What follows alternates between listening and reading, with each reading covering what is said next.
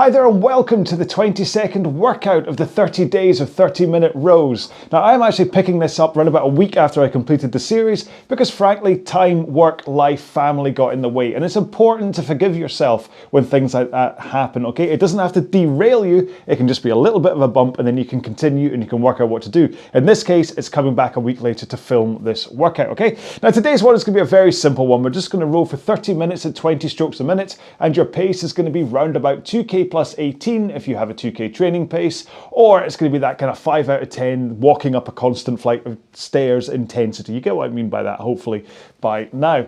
So it's a relatively easy one, so we're going to get straight into our 4-minute warm-up. And as always, we have to set up our machine. So head straight to the front, to the drag factor, and set that to where you want it to be. If you don't know where you want it to be, then just set it between 4 and 5, okay? Because too low with the lever is not really that much of a problem. Too high on a clean machine is a problem. That's when it can get too heavy to pull, and you have to kind of break down, or break out, or break up, whatever the break your stroke in order to pull against that weight. And that's the same advice for those that just have a resistance style. Is set it so you get a nice feel from the stroke, but you don't have to like lurch and heave against it to get the thing moving. Next up, please go to your monitor if you can and set it to eye height so you don't have to look up and you don't have to look down. And finally, set the foot stretcher height, if you're able to, so that you can come into the front of the machine with your shins in a vertical position. If you're set too high, that can be a little bit tough. If you're set too low, it can be a little too easy and you can go scooting past that position, which causes power leaks and stuff, all right? Oh, there we go, that's my zone just connected. Took you a while. Right, okay, so we're going to do this at around about 20 strokes a minute, and your power for the time being, for the first minute, is going to be enough of a push as though you were just standing up from a squat, because I want you to work on the timing of your feet and your hands, both connecting to the machine at the same time. I will explain. So here we start. In 3, 2, 1, and let's begin. So, what I mean is that the power goes into the machine from your legs, up through your body, through your arms to your hands, and then it connects to the machine, right? Simple.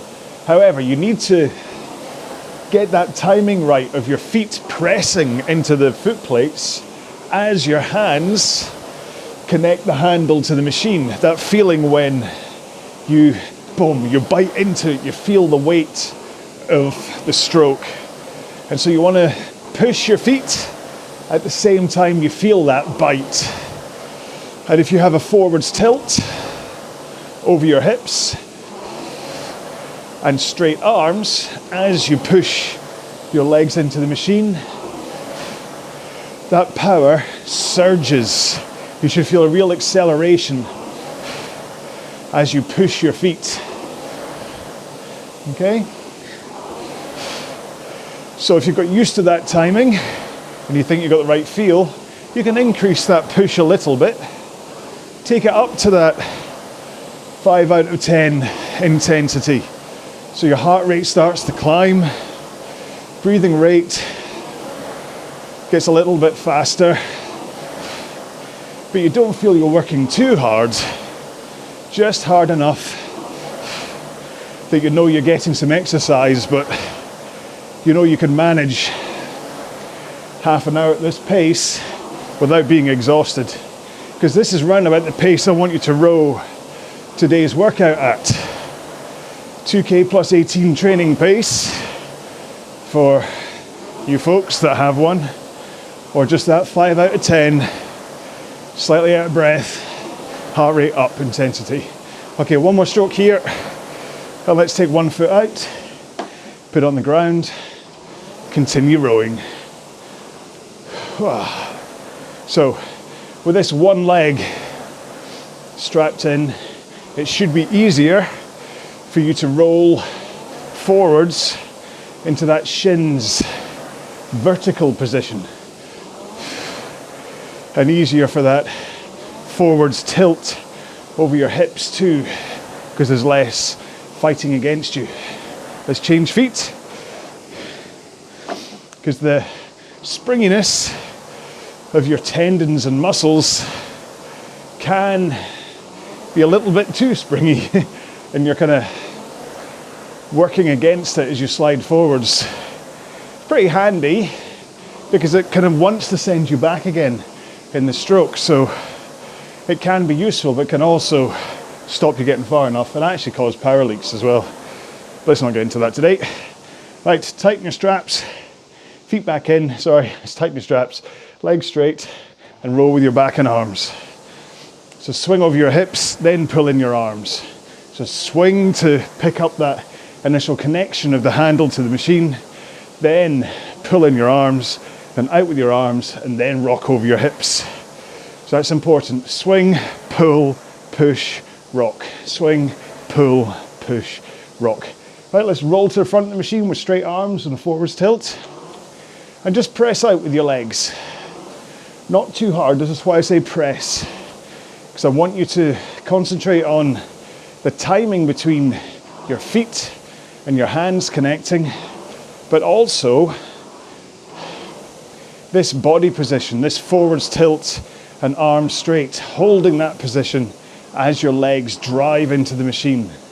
I want you just to practice that position rather than the power. Last stroke here.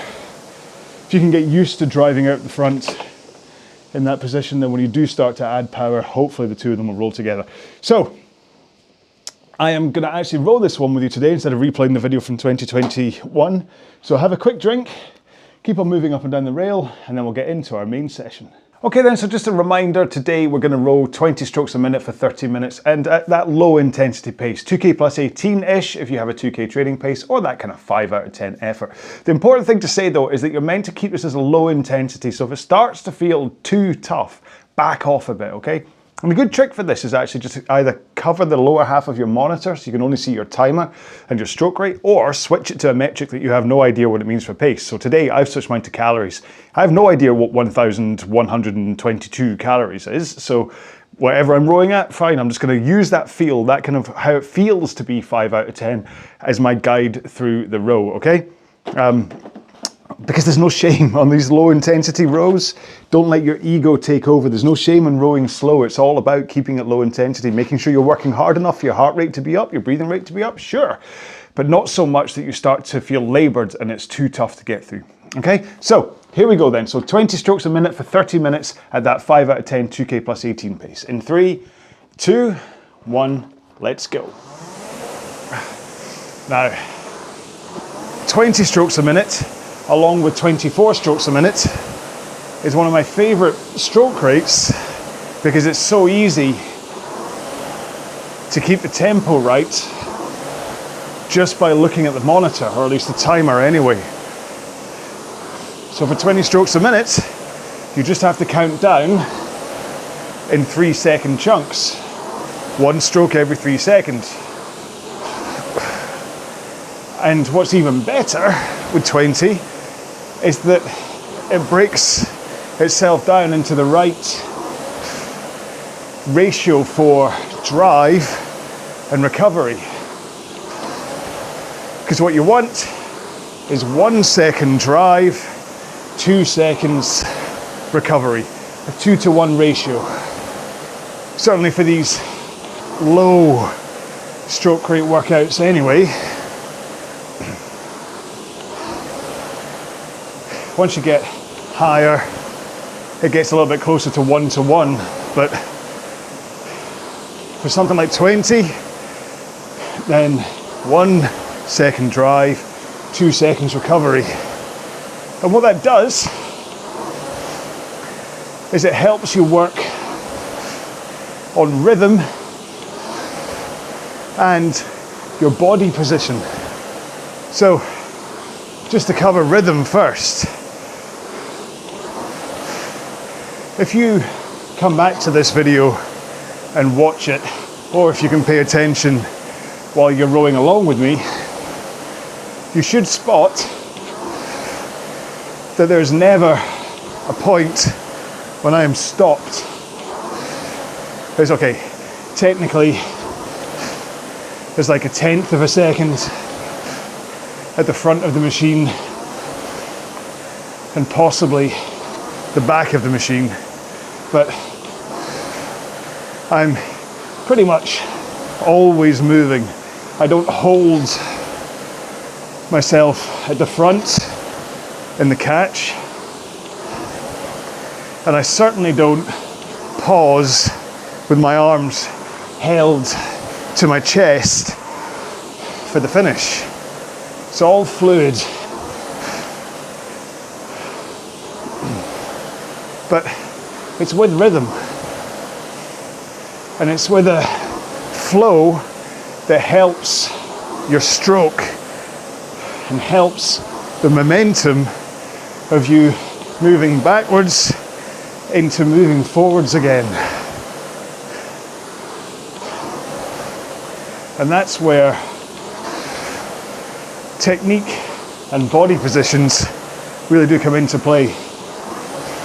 Now don't worry, I know I've started in serious John mode. My plan is to, like I had a plan. The plan I've suddenly come up with is to take you through this stuff, technique, etc., and then talk about something else. TBC. But yeah, I want to talk technique because that's the beauty of 20 strokes a minute for 30 minutes, is that you get the space in your stroke to think and work on your technique. I'll try to be entertaining, but quite difficult. But let's call this the one and only deep dive into technique in the whole 30 days of 30-minute workouts. Because it could well be that by the time you got to row 22, things have started to slip. You've maybe got lazy, or you've developed a bad habit, thinking it makes you faster. Bad habits are usually pulling too early or swinging your back too early. See the warm up for them. But no matter what, every time you sit down on the machine, certainly through the warm-up, you should be thinking best practices for technique. Are you going through the right body angles? Are you putting the power in the right way? And it's not just me being a dinosaur and being all like, you must row this way, row the Oxford way. I don't know what the Oxford way is. And as it is, some of the things I say are likely to be contested by some on the water rowers, especially the thing of pausing at the back of the stroke. But I frame it in a way that will make you a better indoor rower, which will hopefully lead to improvements on the water. But it's all about efficiency when you're on the machine, so that you can row for as long as you want to or need to, as long as you're sensible with your power output, of course. And then there is the power. Technique helps with that. And then injury prevention. If you row with a good technique, you're less likely to get sore bits. So, let's go through it then. And I'll repeat some of the things I said in the warm-up, just so that you can think about them as I talk about them now. What'll happen is I'll probably labour a point, And that's to give you time to practice it yourself, okay? So when I say make sure to roll forwards with your arms straight and relaxed, that's what you think about. As I start to say nice and relaxed, if you were to look in a mirror and you saw your triceps were popping out, then you're too tense. And during that little explanation is when you should be thinking, am I relaxed? Are my shoulders nice and loose? They're not up in my ears. They're nice and loose, like a zombie. So arms in front, as though you're a zombie. You never see a tense zombie. Arr.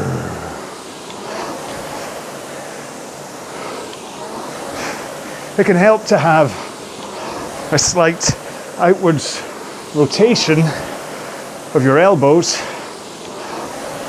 because that kind of switches your lats, switches your lats on and drops your shoulders down a bit if they are hunched. So you can think about that. Let's come forward, little outwards rotation. Whoop. Well, I've lost a second on stroke rate. Hang on, I'll catch up with you. Don't slow down to me. There we go.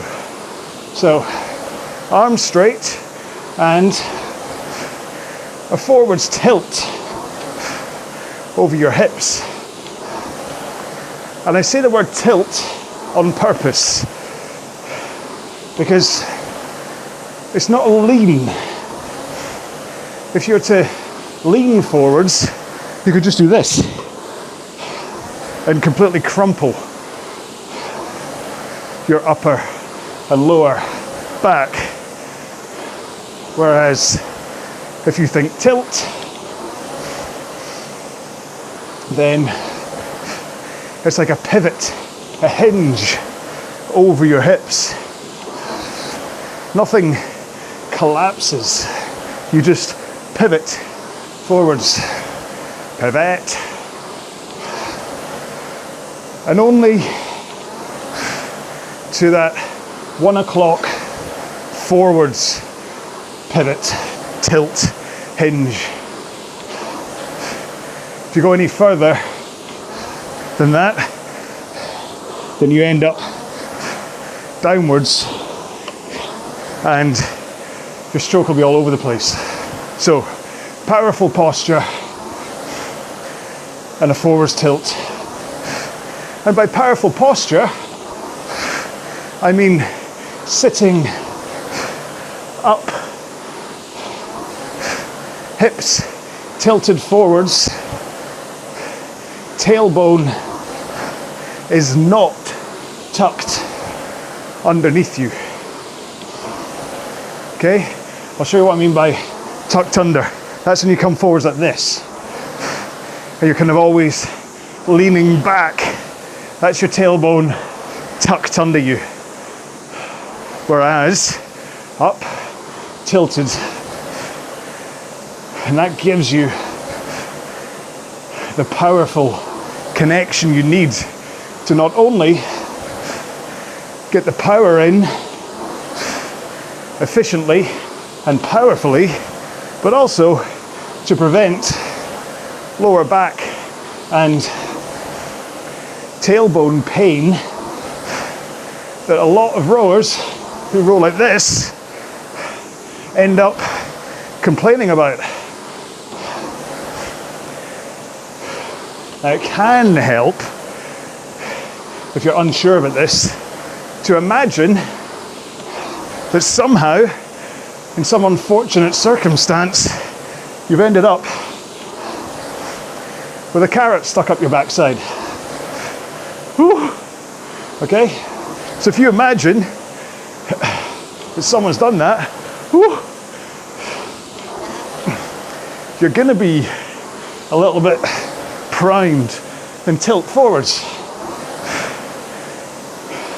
And then through the stroke, as you tilt forwards, and then, spoiler alert, tilt backwards at the back of the stroke, you want your posture to be powerful and doing that tilty hinge thing so you don't snap the carrot. Because if you crunched like this, oh, that carrot's gonna disappear. Sorry. Took that a bit too far, didn't I?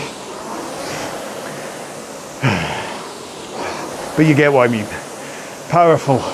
Just pivot forwards and backwards over that carrot. So anyway, arms straight, forwards tilt, good posture, looking straight ahead. That's why you put the monitor up at eye height, because if you're looking up, it promotes an early backswing. Or if you're looking down at a monitor, it promotes a posture collapse. Whereas when it's straight in front of you, your chin is neutral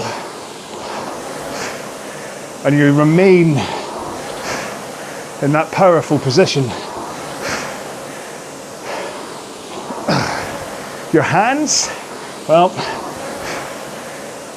your fingers should be hooked over the handle. I say over the handle. I don't want to see underarm rowing. Your biceps can get work with a dumbbell rack. So, hands over the handle, fingers hooked. And what I mean by hooked is not grabbing, grasping, choking, so tense. Rah! That's a monster, not a zombie. I'm going to be hooked. So you have an open palm underneath the handle. Your thumbs preferably are underneath the handle. I know a lot of rowers will row with the thumbs on top, but for me, that compromises power, and even 3 strokes in just then, I could feel tennis elbow saying, oh hello, am I back? So thumbs under will keep the power in a straight line into the machine rather than through your elbows or sideways, whatever. So hook those fingers over, and that will help power transfer. It will give you an extra centimetre of length of reach into the front of the machine. And because of the airflow through your hands, less chance of blisters. And all of that is just the catch position, with the addition of rolling forwards until your shins are vertical. Try not to go past vertical. Try to at least get there. But if you go past vertical, what happens is your backside wants to escape away from you, and you lose so much drive power. And that's what this is all about. Everything is about drive power. So all of the stroke nonsense I talk about is just about getting you set up to put in as much power as efficiently and safely as possible for whatever stroke rate and intensity you're working at today. And with those shins vertical, you can have a small heel raise, okay? But a small heel raise. If your heels come miles off the foot plates, then either you are going too far forwards, right? Or you have poor flexibility, in which case let's work on that. Or you have bad posture, because again, if I do that tailbone tucked underneath me thing, hang on, here we go. So we come forwards. In order to get shins vertical, I need my heels miles off the foot plates because of the changed angle of my body. Going to normal stroke. And you know how I said I was looking at calories? I had been rowing along around about 960 calories per hour, nice and gentle. When I did that example with pretty much the same kind of 5 out of 10 exertion, I dropped to 700 calories per hour because it was compromising my speed so much. Anyway, so arms straight, forwards tilt, fingers hooked, eyes straight forwards, shins vertical, and then push your feet into the foot plates. Hold that forwards tilt and straight arms as you push, and you should hang off the handle, okay? Feel your backside go lighter on the seat as that power accelerates from your feet, through your body, down your arms, to your fingers, and then braced against the handle. And as you push, that power then makes the flywheel or water wheel or whatever spin. And the fact that it moves is why you then move backwards. And talking of moving backwards, get halfway through that leg drive in that forwards tilt, arms straight position before swinging into that backwards lean. So straight swing, and then only when you start that swing do you finally pull in the handle to sternum height, heart rate monitor height, bra strap height. Legs come fully down, maybe not locked, but fully down before you come to a complete finish. So what that will mean is your momentum moving backwards will be quite minimal by the time you get to the back, which means you don't have to tug your feet against the foot straps at the back of the stroke to stop yourself. In fact, whoops, I can spill everywhere now. Okay, right, 1, whoop, 2, I'm a second behind, hang on, So I was just taking both my feet out of the foot straps as proof that you don't need to tug your feet against the straps at the back of the stroke to stop yourself. As long as you get legs down, then body swings, handle pulls in. All you need is your core to soak up those last pounds of momentum. Good posture at the back, remember. And then for the recovery, well, as you pull the handle in, you create a kind of spring with the tension in your muscles and ligaments. And let that spring start your arms bouncing forwards again. Still nice and relaxed, but that spring just kick-starts the return. And what you want is the pace you brought the handle in at, take it back out at. And that's the rhythm. Okay? So, in, out. In, out. And as your handle passes your knees, the momentum of that return of the handle is enough to rise your body up and out of that backwards lean, tilting forwards again into that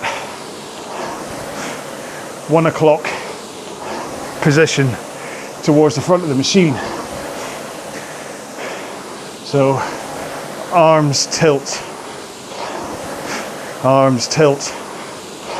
Nice and fluid between the two. It's not jerky. One feeds in to the next. And then once your arms are forwards and you're tilted forwards over your hips, all you have to do is bend your knees and you will effortlessly roll towards the front of the machine again. Because remember, I still don't have my feet in the straps, they're still out. Yet, I am still moving forwards. And that's because of the momentum of my body moving forwards, the slight downwards angle of the rail, and then just bending my knees. So once I get hands away and that forwards tilt, I'm not really using any muscles apart from the ones that lift my knees up. So if you're tugging yourself forwards and activating your quads, your hip flexors, your front tibular muscle in your shins, that's 3 muscles that have absolutely no place being used at this stage of the stroke. And so that's where it all begins again. Arms straight, forwards tilt, shins vertical, eyes forwards, fingers hooked over the handle, and drive. And then that, in 20 minutes, is the stroke.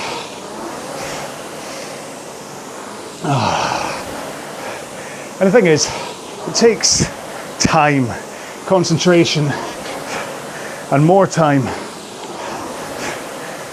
to get the technique right. It's a process, much like building your fitness and your strength. It's a process that will come with time and concentration. And the important thing is Do not be down on the days where it doesn't work.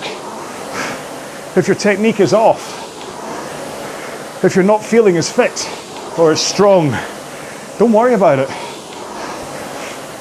Just keep going, keep concentrating, maybe change the session you had planned that day,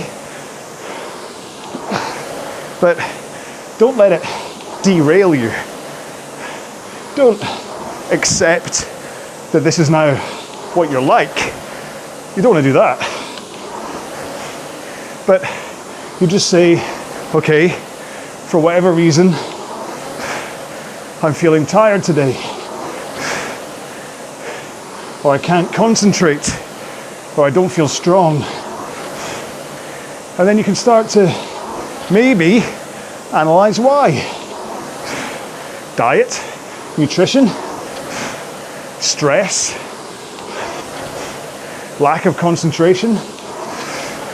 You've maybe been over training. You've maybe been under recovering, which is usually what overtraining is. But 9 times out of 10, it's not permanent. It's one day. This is why you shouldn't really put all of your motivation into your performance on race days. So if you have a bad 2K race, you need to frame it in your mind afterwards and say, okay, that wasn't great. Why? Don't stress. Don't make it worse. Don't let it demotivate you. But at the same time, don't put all of your motivational eggs in one 2K row basket. We have bad days. We just have to work to have as few of them as possible. Last stroke. So that's where I went for my end chat. Didn't expect it to be quite as short, to be honest, but I got a little bit focused on the technique thing and kind of going over why I was saying things. And I have to apologize for the carrot analogy, but it's true. If you think you're sitting like this and then someone was to stick a carrot up your backside, you would suddenly you'd obviously do this and then try and get the carrot back out, but hey, oh, I was right. I knocked my water bottle over halfway through that. It spilt everywhere now.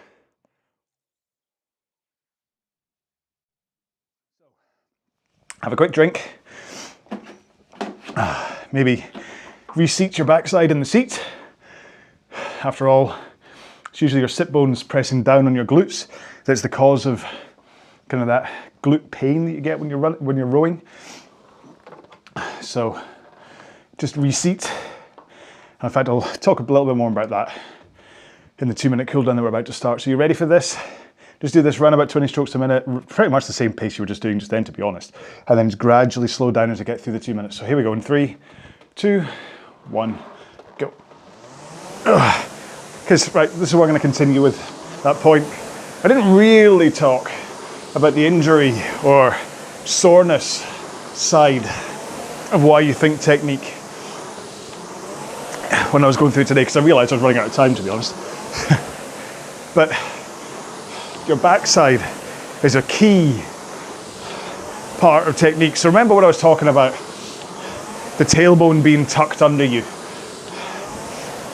and why that ruins your posture and how that's not very good. Apart from the rowing power and efficiency point of view, what it does is if your tailbone's tucked underneath you, what happens is as you try and roll for like rock forwards and backwards, what's happening here is that your sit bones are crushing your glutes and rolling over them like a rolling pin and just mashing over them and over them. because you've got such a bad posture. It's like going, grrr. I mean, try it. It's awful feeling. And so if you have that poor posture, tailbone tucked underneath you, but you're still trying to do that forwards lean and backwards lean, and you come off with an extremely sore backside after rowing, that's why. Now, I'm not saying that even with good posture, you don't end up with a sore backside the first few times you row. But the key there is it's the first few times you row. So if you're on for 5 minutes, probably won't hurt. If you've never rowed 10 minutes before, it might get a little bit, you'll feel it. But then the more you row, the less it'll hurt. So do 10 minutes a couple of times, it'll stop hurting. Go up to 15, it might hurt. Do it again, it won't hurt. So your backside will get used to that pain if you're just pivoting. If that's your backside and you're just pivoting backwards and forwards, that pressure point will cause some kind of sensation. But the more you practice this and the more you get used to just quickly reseating your seat mid-row, the less that pain will hurt. But if you're constantly just grinding backwards and forwards over it, you're never going to get used to it, okay? Because it's always going to be grinding over it and it's always going to be sore. And ow, so we don't want that. So that's why being up, powerful, rather than down and slumped is just so important when it comes if you have that kind of backside pain, okay? Right, talking about injury prevention and soreness prevention and stuff, let's get into a stretching section. Now, if you don't have time to stretch, then please at least stretch your quads, your hamstrings, and your glutes at one point. If you do have some time to stretch, then you can either join Stretchy John, who will, if you've got space somewhere you can do some stretching on, he's going to take you through some stretches that I do. Or if you've only got space on the machine, then join me and we'll do some stretching on the machine. So put your feet back in the straps, keep them nice and loose so you can brace your feet back against the straps. Creates a nice angle between your feet and your legs. Get those legs straight. Make sure you're slightly back on the seats. You don't want to be perched on the edge here. Hands in the air and then fold forwards. It's very much like the tilt I was talking about, except you're coming a lot further. So I figure I'm probably at, no, I don't know actually, because can't quite tell through the mirror. Am I at like 2 o'clock maybe lean? If that's 1 o'clock, then I'd say that's maybe 2 o'clock tilt. That's really all I can. I've got really tight hamstrings still, so this is kind of all I can manage. Now, you can, of course, you can rest your arms on your ankles or on your feet or whatever, but please don't hold on and pull yourself forwards with your ankles or onto your toes and pull you. So you can like rest your toes there, that's okay. But if you really pull against your toes to try and pull yourself forwards, you're risking actual injury rather than stretch. Okay, so let a natural stretch happen. And then if you want, after 10 seconds, whatever, just release and then go back into it and see if you can get a little bit more of a stretch out there, okay? That's how you can increase the stretch. But don't pull yourself forwards, because I don't want you to do yourself an injury. Let's move on to the glutes next. So one leg up on the rail, bring your other foot so that your heel is on the crook of your knee or in the crook of your knee, and then pull this knee across your body so you have a straight line between your face, your knee and your foot. Hold it in place with your one arm, and then using the back of the machine for stability if you wish, rotate round your body round so that you then kind of focus down into that glute that you're trying to stretch. A little bit confusing if you're listening to this in the podcast, but hopefully clear in the video. Now, if you are only listening to this in the podcast, I just want to do a quick shout out to Matthew Brown, who made me a poster, Stretchy John poster, which has all of the stretches that I do here, but in a poster format. So you can go and check that out and see what I'm doing, or of course you can watch the YouTube video. But the Stretchy John poster there is a good kind of primer if either you haven't seen me do this or if you want a reminder. So if you go to my website, I don't often plug stuff, but it's not like I'm asking you to buy it, so leave me alone. You go to my website, go to rowalong.com/stretching. Simple enough, rowalong.com/stretching. You will find a page that has, it shows you the poster image on that page anyway, and then by the way, in case you're wondering, I have changed legs. Yeah, so that gives you the stretching poster and then also a link to download that poster PDF that you can download and print off. And like someone said, was it? I can't remember, was it Esther? I can't remember. I said, I apologize because you'll watch this and go, why can't you remember my name? I guess she's going to print it off, laminate it and put it in the shower. Because I always say, please don't stretch in the shower, I don't want you to slip and fall over. when it comes to that stretching. Right, what are we doing next? Sorry, I've lost myself. No, quads, there we go. That's why I'm standing up, you big idiot. So rest one hand on the monitor for stability if you wish. Oh, crikey, very tight quads today. And then flick your opposite foot up behind you so that your heel is up against your backside. And then just give a nice little bit of a pull on your upper foot to create that stretch, to kind of pull back and create the stretch. Can't really think of another word for stretch there, into your quad. Now remember, this is about your quad, it's not about your hip flexor. So if you feel the stretch is really quite high up, then chances are you've got your posture all over the place or you're pulling in a weird direction. So what you want is shoulders, hip, knee as the kind of a straight line, and that should help, that posture should help when it comes to getting that stretch into your quads rather than your hip flexors. Still don't have the balance, do I? So I just swapped legs again, podcast people. I still just don't have the balance here. Maybe I'm too close. I do have something right behind me, and I'm a little bit worried about falling into it. So basically I've got, oh my gosh, I'm going to show you. No, I can't. I've got a thing called a Concept 2 Force Dyno. In fact, hang on, can I? Look, I'll break TV magic here. Oh, you can't see it? Oh no. Oh well, can I? Oh, you can't. You have to trust me. Hang on, let's see. There we go. Look, it's the Concept 2 Dyno. Ta-da! Look. In fact, to tell you what, I'm going to do this. Let's not fake. There we go. That'll be easier. That's going to really mess up the green screen, I know, but hey, I might as well show you it. Yeah, so I've got that sits there behind the green screen, because all of that's green. This is all green screen. I'm not really here. I'm in a studio recording these, pretending. This is why, yeah, but you know this. Right, let's move on to hip flexors next. So one knee on the ground, other foot behind you, one foot in front of you with a knee above it, 90-degree angles on both legs, and then push this hip forwards. Woo. Just to keep going forwards with a good posture until you feel that stretch happen up here in your hip flexor, and then you can hold it there. Just hang out in here for a while and let that stretch kind of bed in. So yeah, so because the force, the Concept 2 Force Dyno thing sits there, I'm always worried I'm going to fall into it while I'm doing that stretch. So I think that's what kind of throws me off balance. It's quite a handy machine. If you've never seen one before, it breaks it's like a Concept 2 basically, but it breaks it down into a push motion, a pull motion, and then a foot press motion. Yeah, you can't quite see it because I think all you can probably see is the seat. But do a search next time you're on the internet, search for Concept 2 Force Dyno thing, and you'll see what it is. It's quite useful. It never really took off. Change legs, never really, well, it took off, but then they stopped making it in 2000 something, well, obviously 2000 something. For whatever reason, I just think it didn't. I think loads of like the fire service and whatever got them because it's quite a good gauge for how strong you are. Because it does give you a readout in kind of kilogram, pounds, whatever's. But just from so they stopped, for whatever reason, that's Concept 2, not me. For whatever reason, they stopped making it. But I've got one because it's quite handy. Simple as that, don't have to explain. Right, let's move on to our forearms and wrists next. So hands in front of your face, and then pushing them together, bring them down in front of your body. Now I've got my thumbs now in line with my heart rate sensor. My forearms are pretty much parallel to the ground. My fingers are then at right angles to my forearms, and I'm still pushing together. And what that does is it gives me a really good stretch down into my wrists, and then that stretch then, it's like a heat that kind of like blends out from my wrists into my forearms as well. So depending on what I've been doing is how I feel that sensation. So today, for whatever reason, I can really feel this in my wrists, whereas other days I'll really feel it in my forearms. So a lot of times this stretch will affect whatever you've been loading more. Don't quite know why my wrists are, trying to think what I was doing last night that would have, or today, because that's all I've done today is this rows, so I can't think why my wrists, maybe it's just, I don't know, don't ask me.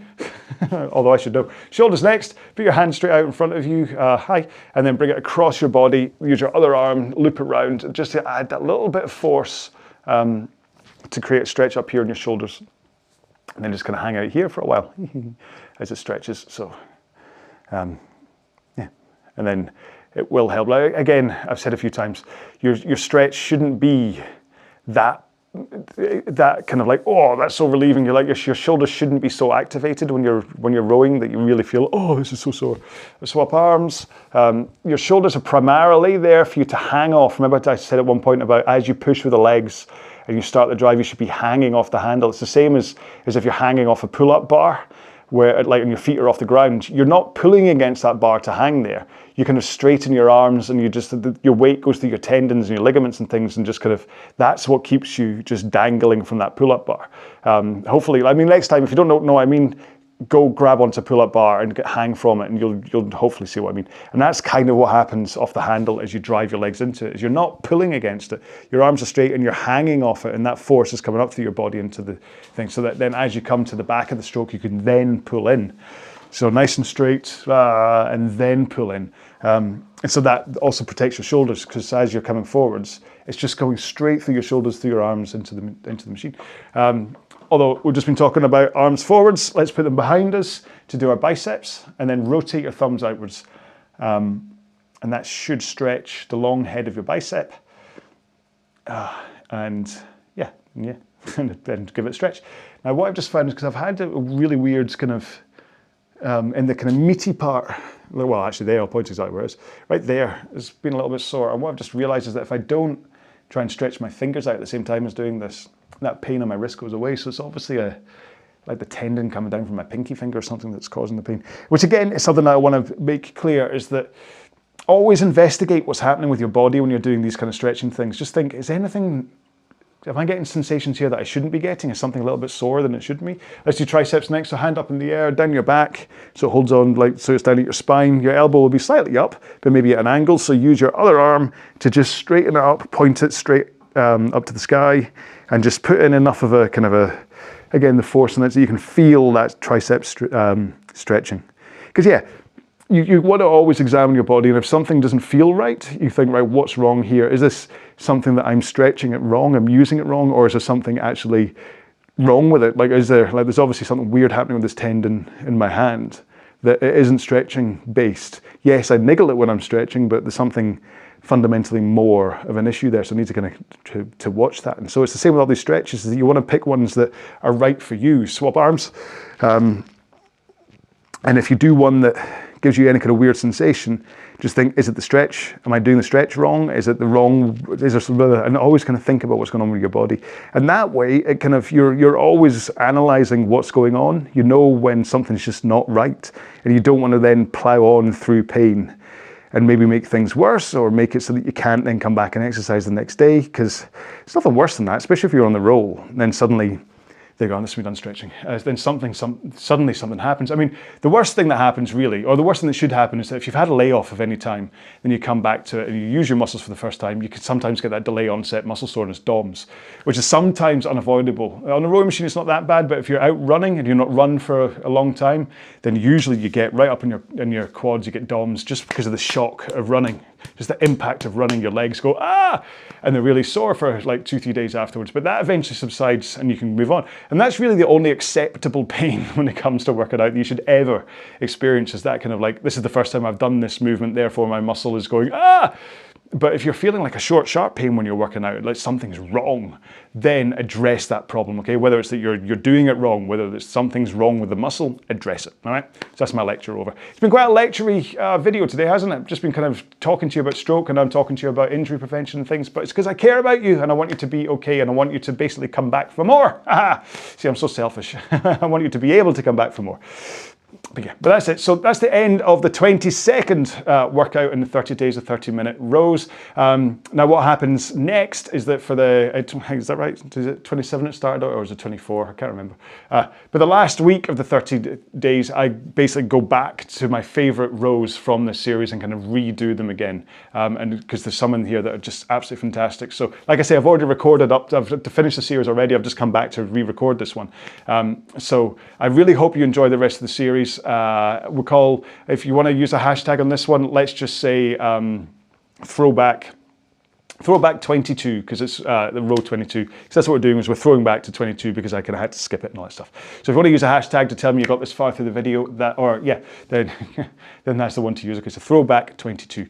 But yeah, I hope you enjoyed it. I hope you enjoy the rest of the series. I hope you've enjoyed all the ones coming up to it. Remember, it's December the 4th right now, and the 12 rows of Christmas is up and happening. You can just spread these 12 rows out through Christmas. You can do them whenever you want. You can do them 12 days from now. You can do them through that kind of period period from the 25th onwards. You can do them every 3 days. You can do only one of them. It's entirely up to you, but just take a look for the 12 Rows of Christmas playlist on this channel and please enjoy them. Until the next video, please look after yourselves. Take care, be well, bye-bye.